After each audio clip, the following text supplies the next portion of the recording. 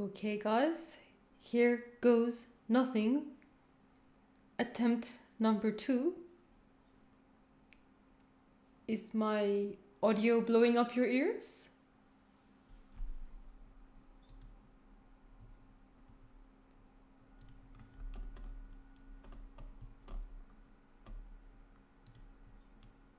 Waiting to see this thing so I can see your comments. Check if not causing you any physical pain. Okay, we've lost a few people. Maybe we're gaining them back. So does it sound okay, everyone? Okay. Okay, guys. So I'm gonna go to Twitter now because I don't want to create an inception here. But I'm gonna try and see if I can see your comments on my phone.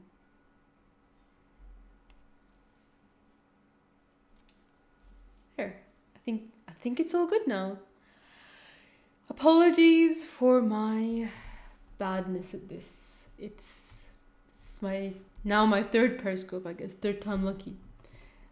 So I wanted to talk to you guys about this thing that's happening in Syria. The US is talking about possibly pulling out. We heard that 10 months ago when Trump announced the US pullout and nothing happened.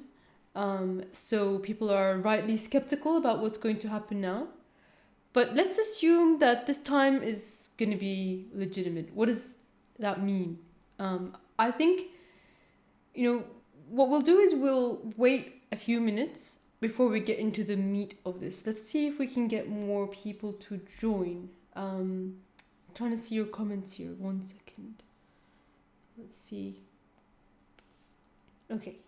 So, oh no, that's going to create an inception again. Well, you can tweet at me. I will be able to answer your tweets because obviously I'm still a beginner at this and I'm still not able to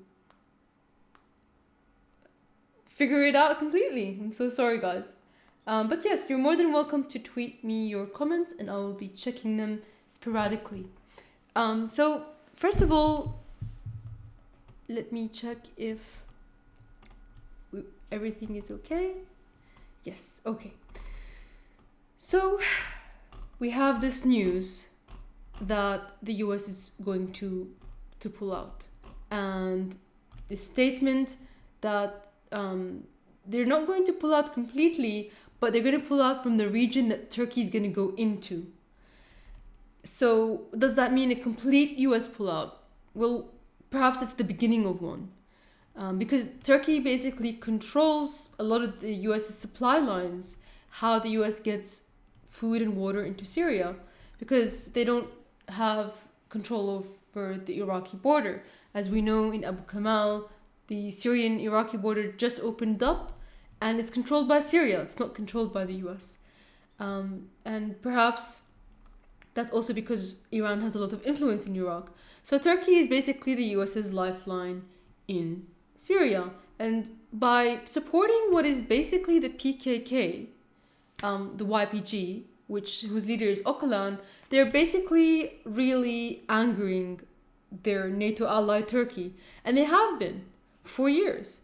And not much has changed over the last 10-11 months since Trump announced the pullout. The situation strategically on the ground in Syria has been pretty much exactly almost the same, except for the fact that the Syrian military has been able to take more ground in Idlib. And that's only going to become, given more time, the Syrian military is going to gain more and more territory there. And so Turkey is going to face the same exact problem that it had from the start, which is an existential threat. If the YPG has control over the Syrian-Turkish border, then they're afraid that they're going to start trouble across inside Turkey, and the PKK is going to want their separatist state too. Now, here's the thing. You're to understand this politically, strategically, you have to think about international law. And as far as international law is concerned, the Syrian country is a sovereign UN member state, and its sovereignty should not be breached. And at the moment, both the US and Turkey are already breaching Syrian sovereignty. They're already occupying it. And the US is claiming, at least the politicians and the media are, claiming that they want a permanent 50-year stay, at least that's what they used to say, and they want to create a Kurdish separatist state into Syria just the same way they did in Iraq. This is unacceptable for various reasons. Number one, of course, it breaches Syrian sovereignty. Number two, Kurds are not the only people in that area. There are Arabs, Turks, and Assyrians. And under the Kurdish SDF or YPG or whatever acronym it is right now, PKK, PYD, there's like 100 different acronyms for basically the same group. They are ethnically cleansing other minorities like Arabs and Assyrians. And this has even been acknowledged by US-backed human rights organizations like HRW and Amnesty International. So it's not a secret. And the fact that they disarmed Assyrian groups while ISIS was still active in the region, and also assassinated Assyrian Christian leaders, as well as instituted laws that basically strip Assyrians of their right to return to their homes after they fled ISIS, because there's a law that they could take their houses. All of these things are the reasons why that there shouldn't be a Kurdistan. Another reason is the Kurds don't have this ancient history in the region of northeast Syria.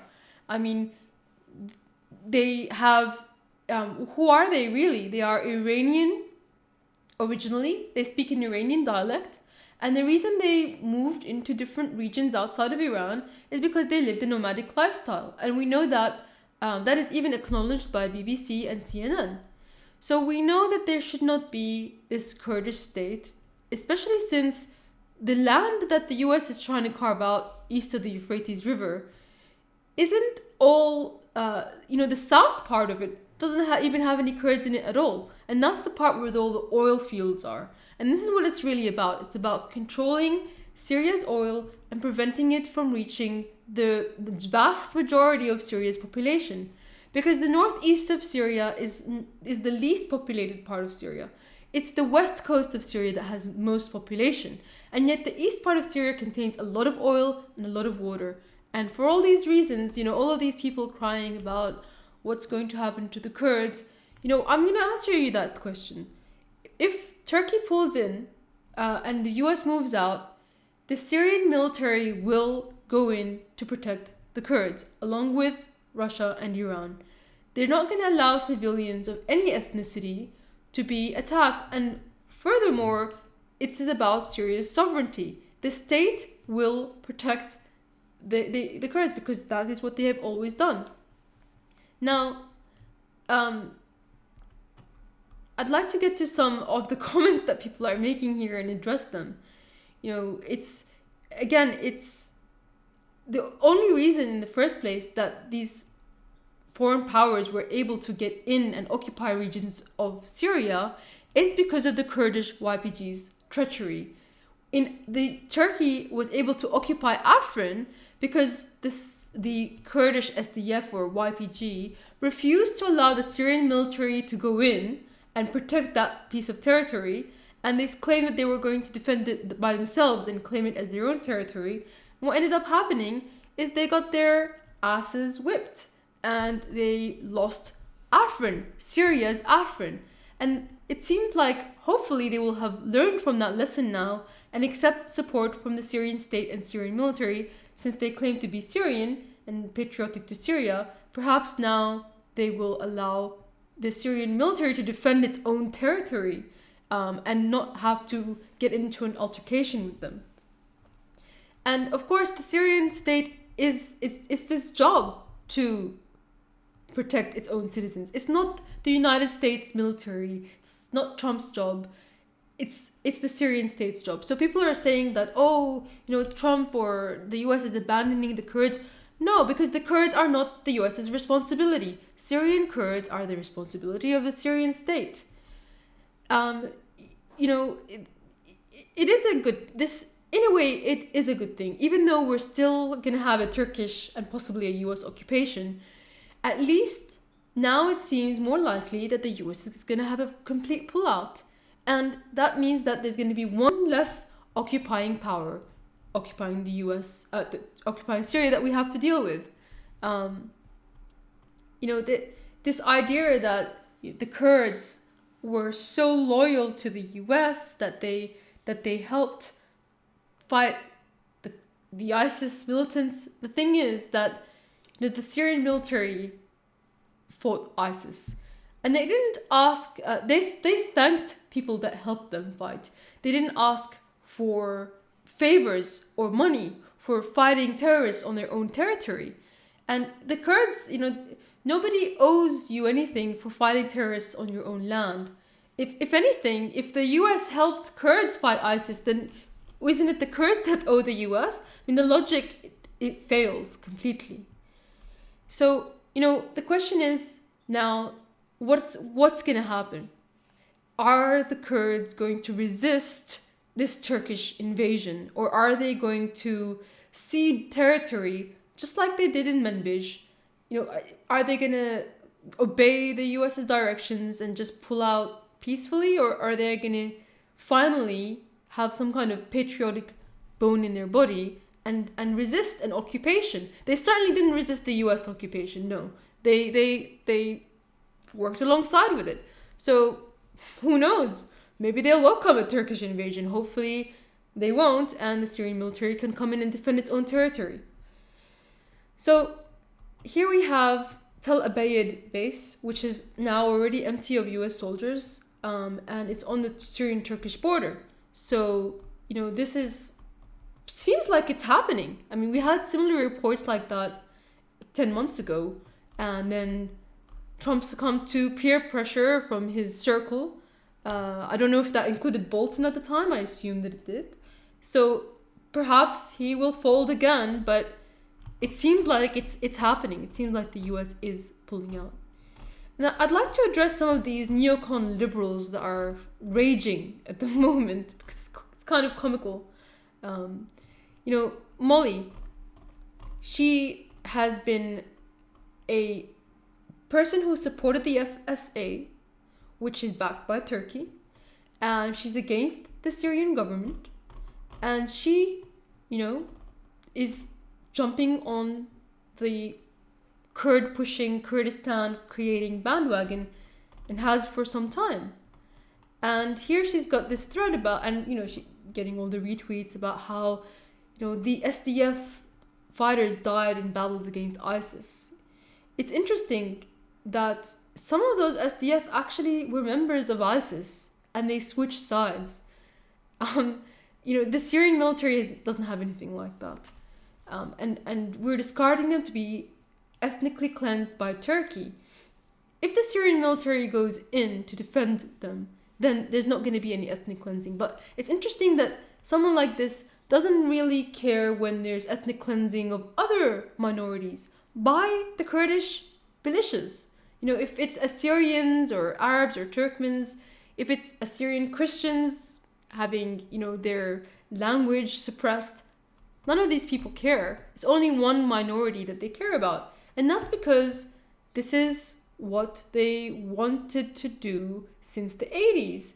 Creating a Kurdistan is part of the Oded Yunan plan. It's a Zionist agenda. It doesn't really benefit the US. It doesn't help the US with its NATO ally Turkey. It's basically for Israel. Why? Because if they can create all of these little tiny statelets in the Middle East based on either ethno-states or religions, then they can have them fighting each other for resources perpetually, and potentially then invade and take over their territory later on. Israel is always looking to expand, and weakening Syria, as we saw with the Golan Heights, that was all part of the plan. So this is the whole point of this Kurdish thing. It's not about nationalism or human rights. There's never been a state called Kurdistan, because like Bedouin Arabs, they've never created a civilization or a city. That's why there wasn't a Kurdish state. It wasn't some kind of conspiracy, or they weren't robbed of land that already belonged to them. East Turkey, again, was part of Armenia. It was, many Armenians lived there until the Armenian genocide, in which Turkish Kurds actually took part. So this talk about like ethnic cleansing because Arabs might move back in to northeast Syria. Shock, horror! Arabs might move back in. Like that's supposed to be some kind of ethnic cleansing. To put Syrians back into Syria is considered ethnic cleansing by these people. They want to deport Arab refugees from Turkey and put them in Kurdish homes. Okay, so, this hysteria. Syrians belong in Syria. They belong in their own country. They don't belong in Turkey. They don't belong in Europe, if that's where Molly wants them. That's not where they should go. They belong in their own country, and they don't belong in a tent under the snow for 8 years. So the idea that Syrians moving back into the northeast being a bad thing is complete hypocrisy. It is promoting ethnic cleansing because those people were there in the beginning. Those people were from the northeast of Syria and they just want to go back to their own homes. But I guess, that's something that these Kurdistan pushing neoliberals are very afraid of. This whole idea that this region belongs to Kurds only. Kamishli, it was founded by Assyrians that were running away from the genocide. I mean, that region belongs to all Syrians, not just the people that live in northeast Syria, but people from Damascus who want to move into that area. Every place of Syria belongs to every Syrian. It doesn't just belong to one minority. And this idea of like dividing states, you would never see them apply it in the West. It just so happens that they're always applying it only to the East. Ethno-states are allowed in the East, but not in the West. Isn't that interesting? So that's what I think of this kind of statements. It's hard to overestimate how ignorant and venal the Trump administration's betrayal of the SDF is. Turkey has recently violently deported thousands of Syrian refugees back to Syria. Okay, look, this Molly supported the Turkish-backed insurgency. Like, hello? And I wonder what she's going to do if the Syrian military starts working with the Kurdish militias to push the Turkish invasion back. Which side is she going to be on? Because there's going to be some confusion here because she's been opposed to the regime for so long. Who else have we got here? Quick follow is to help folks navigate the Syria swear word explicit with haste. And here we have another Kurdistan pusher, which I find very interesting. And here's one I know of as well. I'm sure the hysteria will be extreme. She has had some hysteria in the past. Maybe she's now kind of silent about it. Seems she hasn't made any comments. That's unfortunate. I was hoping we could see something. If the US stands by and allows this to happen, and I don't think they will. Oh, okay. We'll see about that. It will be complicit in the demographic re-engineering, refugee deportations, and mass displacement, helping ISIS gain ground. Okay, so again, she's upset about Syrian refugees going back to Syria. Isn't that demographic re-engineering? Isn't she doing demographic re-engineering? Like, the hypocrisy is just profound. Syrians, whether they be Arab or Kurdish, should be allowed to live in any part of Syria that they want to live. It's not somehow wrong or illegal for them to move into the northeast of Syria. That's nonsensical. Again, I hope you guys that my audio is okay. Let's see here. Oh, they're really very interested in the Iraqi protests, probably because they hope that perhaps if they can push Iran out of Iraq, then they could have the Syria-Iraq border crossing and control of it, and then they can resupply themselves. Maybe that's why it's all happening at the same time as the Syria-Iraq border opened. So nothing from him yet. So here's another one. Like, will you let the Kurds decide? Like, well, they're not the only ethnicity living in that area. They're not in any way superior to any other ethnicity that's living in that area. So why should their decision have any more merit than any other Syrian living there? They're not even a majority. They're a plurality, which means they're the ethnic group with the highest percentage, I think, but not a majority. So that's very different. So again, I'm saying like they're not superior. They're equal to every other race, and his reply is like some other superior. Like they're just trying to mirror everything. It's just complete hypocrisy. The Syrian state is gonna control all of Syria. That's the right thing. I mean, they're the only ones that can protect all minorities, not just one minority, but all minorities. We shouldn't have one minority deciding the fate of the others. So if the Syrian state can take back northeast Syria, we'll get the oil back, we'll get our resources back, Syria can rebuild itself, Syrians can return to their lives, and this would be all a good thing. Of course, we have to get rid of the Turkish occupation first, but things as they are now, with the US is building illegal bases, and every now and then they lose a soldier because Turkey bombs them, and they think they're gonna have a state, and Al Qaeda is in Idlib, and the US is protecting Al Qaeda in Idlib to appease Turkey. This kind of thing, this status can't continue. So we're going to have to have this period of change, and hopefully it means that the Syrian military will go in east of the Euphrates and protect all the Syrians living in it and take back Syrian territory. So I hope I haven't spoken too much, but I'm gonna check any comments from anyone before I stop the broadcast.